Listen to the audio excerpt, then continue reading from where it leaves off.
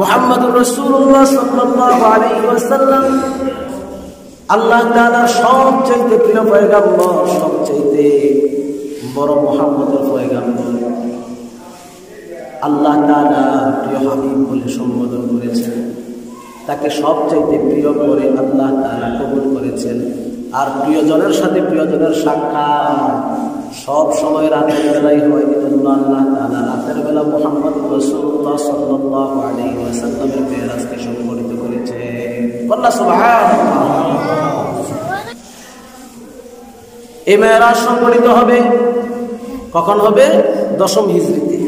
যদিও সন, মাস এবং তারিখ নিয়ে অনেক উলামায়ে কেরামের মধ্যে মতবিরোধ রয়েছে, তবে সর্বসম্মতিক্রমে এটাই গ্রহণযোগ্য দলিল যে 10ম হিজরি সনে নবুয়তের 10ম বৎসরে 26শে রজব দিবাগত রাতে অর্থাৎ 27 তারিখ, রজব মাসের 27 তারিখ রাসূল সাল্লাল্লাহু আলাইহি ওয়াসাল্লামের মেরাজ সংঘটিত হয়েছে। এবার মেরাজ শুরু হলো। মেরাজ শব্দের অর্থ হলো ঊর্ধ্বগমন অথবা রাত্রিকালে যাপন, রাত্রিকালে ভ্রমণ। পরিভাষায় মেরাজ বলা হয় আল্লাহ রাসূল সাল্লাল্লাহু আলাইহি ওয়াসাল্লাম 26শে রজব দিবাগত রাতে উম্মাহানের ঘর থেকে নিয়ে মসজিদে হারাম থেকে নিয়ে মসজিদুল আকসা পর্যন্ত ভ্রমণ করার নাম হচ্ছে মেরাজ। কেউ কেউ এটাকে ইসরাও বলেছেন, যেহেতু উম্মাহানের ঘর থেকে মসজিদে আকসা পর্যন্ত এই জায়গাটুকুকে বলেছেন মেরাজ। আর আকসা থেকে নিয়ে 7 আসমান 7 জমিন এমনকি আরশে আযীম পর্যন্ত যে ভ্রমণ করেছেন এটাকে বলা হয়েছে ইসরা। আবার কেউ কেউ এই ইসরা এবং মেরাজ দুটোটাকেই মেরাজ বলেছেন। সুবহানাল্লাহ বলুন না। এখন মেরাজ সংক্ষিপ্ত ভাবে বলতে হবে ভাইরা আমার। মেরাজ শুরু হয়ে গেল 26শে রজব দিবাগত রাত।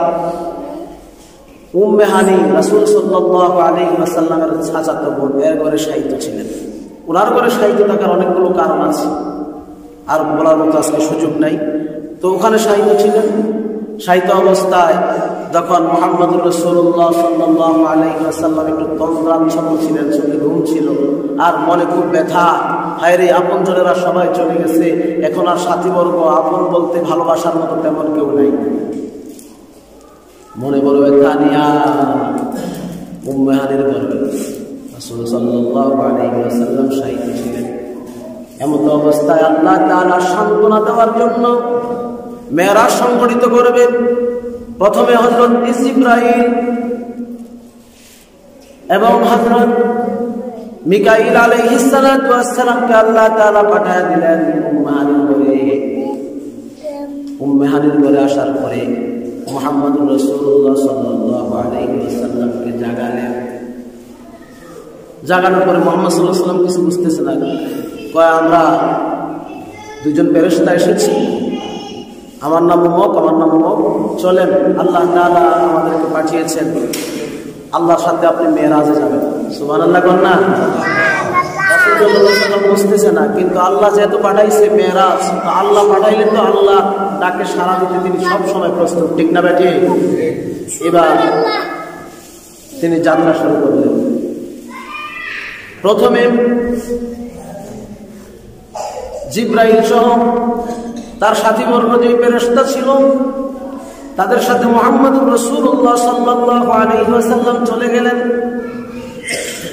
কাবা শরীফের পাশে যে হাতিমে কাবা আছে, ওই হাতিমে কাবার মধ্যে নিয়ে গেলেন। আল্লাহ রাসূল সাল্লাল্লাহু আলাইহি ওয়াসাল্লাম ওইখানে গেলেন। বক্ষটাকে বিদীর্ণ করার পরে জমজমের পানি দ্বারা এটাকে ধৌত করে আবার সেইভাবে আল্লাহ রাব্বুল আলামিনের ইশারায় সেখানে ফিট করে দেওয়া হয়েছে। সুবহানাল্লাহ। কিতাবে এসেছে আল্লাহ রাসূল সাল্লাল্লাহু আলাইহি ওয়াসাল্লামের বক্ষ বিদীর্ণ হয় সর্বমোট 3 বার। কেউ কেউ বলেছেন 4 বার। একবার হলো যখন 4 বছর বয়সে মা হালিমা করেছিল। শিশু সুলভ আচরণ যাতে না হয়, বাচ্চাদের মতো যাতে না হয়, তিনি তো হয়ে গেল। এই শিশু সুলভ আচরণগুলো তার ভিতর থেকে দূর করার জন্য তার বক্ষকে বিদীর্ণ করা হয়েছে। আবার যখন মুহাম্মদুর রাসূলুল্লাহ সাল্লাল্লাহু আলাইহি ওয়াসাল্লাম যৌবনে পদার্পণ করেছেন, যৌবনকালে তো অনেক গুনাহে মানুষ লিপ্ত হয়, অনেক রকমের চাহিদা থাকে, যাতে করে যৌবনকালে সেই সমস্ত গুনাহ থেকে আল্লাহ রাসূল সাল্লাল্লাহু আলাইহি ওয়াসাল্লাম বাঁচতে পারে। এই জন্য দ্বিতীয়বারের মতো আবার বক্ষ বিদীর্ণ করা হয়েছে। আর যখন মেরাজ নিয়ে যাওয়া হবে, ফেরেশতারা হাতিমে কামার মধ্যে নিয়ে জমজমের পানি দ্বারা আরেকবার আল্লাহ রাসূল সাল্লাল্লাহু আলাইহি ওয়াসাল্লামের বক্ষকে বিদীর্ণ করা হয়েছে, যাতে করে আসমানের পরিবেশের সাথে রাসূল সাল্লাল্লাহু আলাইহি ওয়াসাল্লামের শরীর মুবারক, দেহ মুবারক ফিট হয়। আসমানের পরিবেশ যেন, আরশে আজিমের পরিবেশ যেন আল্লাহ রাসূল সাল্লাল্লাহু আলাইহি ওয়াসাল্লামের সহ্য হয়। এজন্য তৃতীয়বারের মতো হাতিমে কাবার পাশে জমজমের পানি দ্বারা আল্লাহ রাসূল সাল্লাল্লাহু আলাইহি ওয়াসাল্লামের এই বক্ষকে বিদীর্ণ করা হয়েছে। আল্লাহু আকবার বলনা ভাইরা আমার, স্বর্ণের পেয়ালার মধ্যে রাসূল সাল্লাল্লাহু আলাইহি ওয়াসাল্লামের হিকমা এবং প্রজ্ঞাকে রেখে ওপেন হার্ট সার্জারি করা হয়েছে। বক্ষকে আবার সুন্দরভাবে জমজমের পানি দ্বারা ধুয়ে আবার সেখানে ফিট করা হয়েছে। এটা আল্লাহ তাআলার ইশারা ছাড়া কোনোভাবেই সম্ভব না, ঠিক না বেঠি? এই বক্ষ বিদীর্ণ থেকেই এখন রিচার্জ করে ওপেন হার্ট সার্জারি শুরু হয়েছে। তারপরে আবার আল্লাহ রাসূল সাল্লাল্লাহু আলাইহি ওয়াসাল্লামের এবার আবার যাত্রা শুরু হলো হাতিমে কাবা থেকে মসজিদে হারাম। হাতিমে কাবা মসজিদে হারামের মধ্যে, এই মসজিদে হারাম থেকে নিয়ে মসজিদুল আকসায় যাত্রা শুরু করলে, কারণ আল্লাহ তাআলা চান যে প্রিয় হাবিব মুহাম্মদ সাল্লাল্লাহু আলাইহি ওয়াসাল্লামের মেরাজ সংগঠিত হয়েছে, পৃথিবীর মধ্যে কিছু চিহ্ন থাকুক, কিছু নিদর্শন থাকুক। সুবহানাল্লাহ বল না। এবার যখন কাবা শরীফ থেকে যখন মসজিদে হারাম থেকে মসজিদে আকসায় যখন ভ্রমণ করবে, মাঝখানে অনেক ঘটনা ঘটে গেছে। সংক্ষেপে বলছি ভাইরা আমার, আল্লাহ রাসূল সাল্লাল্লাহু আলাইহি ওয়াসাল্লাম যখন মসজিদে আকসায় ভ্রমণ করলেন, যাওয়ার সময় একটা বৃদ্ধা মহিলা পিছন থেকে আল্লাহ রাসূলকে ডাকতেছেন। ফেরেশতা জিবরাইল বললেন, ইয়া রাসূলুল্লাহ, ইয়া হাবিবাল্লাহ, আপনি তার ডাকে সাড়া দিবেন না, কোনো ভ্রুক্ষেপ করবেন না, আপনি সামনে চলেন। আল্লাহ রাসূল সাল্লাল্লাহু আলাইহি ওয়াসাল্লাম আবার সামনে চলল। আবার একজন বৃদ্ধ আল্লাহ রাসূলকে পিছন থেকে ডাকতেছে। ফেরেশতা জিবরাইল বলে, ইয়া রাসূলুল্লাহ, আপনি সামনে চলেন, তার ডাকে সাড়া দিবেন না, ভ্রুক্ষেপ করবেন না। সামনে গেলেন, যাওয়ার পরে কোথা থেকে যেন সালামের আওয়াজ আসলো, আসসালামু আলাইকা ইয়া রাসূলুল্লাহ, আসসালামু আলাইকা ইয়া হাবিবাল্লাহ, আসসালামু আলাইকা ইয়া আউয়াল, আসসালামু আলাইকা ইয়া আখির, আসসালামু আলাইকা ইয়া হাশির। সুবহানাল্লাহ বল না।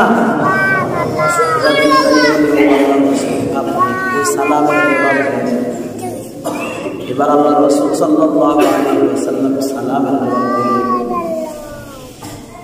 আল্লাহ রাসূল বলল, ও জিবরাইল, ঘটনাটা বুঝলাম না। দুইজন ব্যক্তি, বৃদ্ধা এবং বৃদ্ধ ব্যক্তি যে আমাদেরকে ডাকলো, নিষেধ করলো প্রক্ষেপ যেন না করি, সারা যেন না দেই, কারণ কি? আর এইখানে কারাই সালামের জবাব দিলাম। ও আল্লাহ রাসূল, প্রথমে যিনি আপনাকে ডেকেছে ওই বৃদ্ধাটা হলো এই পৃথিবী। এই পৃথিবীটা নতুন নতুন সাজে, নববধূর মতো করে নতুন নতুন রূপে সাজে। পৃথিবীটা দিন দিন চাকচিক্যময় হয়, পৃথিবীটা দিন দিন চাকচিক্যময় হয়। ওই পৃথিবীটা দিন দিন যত বেশি চাকচিক্যময় হবে, বুঝবেন তত বেশি কিয়ামত সন্নিকটে। ওই পৃথিবীটা, এই চাকচিক্যময় যে দেখতেছেন, ওই বৃদ্ধা লোকটি হলো এই পৃথিবী। আপনাকে ধোঁকা দিতে চেয়েছিল। চাকচিক্যময় পৃথিবী আমাদেরকেও ধোঁকা দিতে চায়, ঠিক না ঠিক? জোরে বলেন না, ঠিক না ঠিক? চাকচিক্যময় পৃথিবী আমাদেরকে ধোঁকা দিতে চায়, কিন্তু ধোঁকায় পড়ে আখিরাতকে ভুলে গেলে চলবে না, জান্নাতকে ভুলে গেলে চলবে না। ঠিক তেমনি ভাবে মুহাম্মদ সাল্লাল্লাহু আলাইহি ওয়াসাল্লাম মেরাজে প্রজনিত এই পৃথিবী একটা বৃদ্ধা লোকের বেশ ধরে ধোঁকা তার মেরাজের মধ্যে বাধা প্রদান করতে চেয়েছিল, কিন্তু পারে নাই।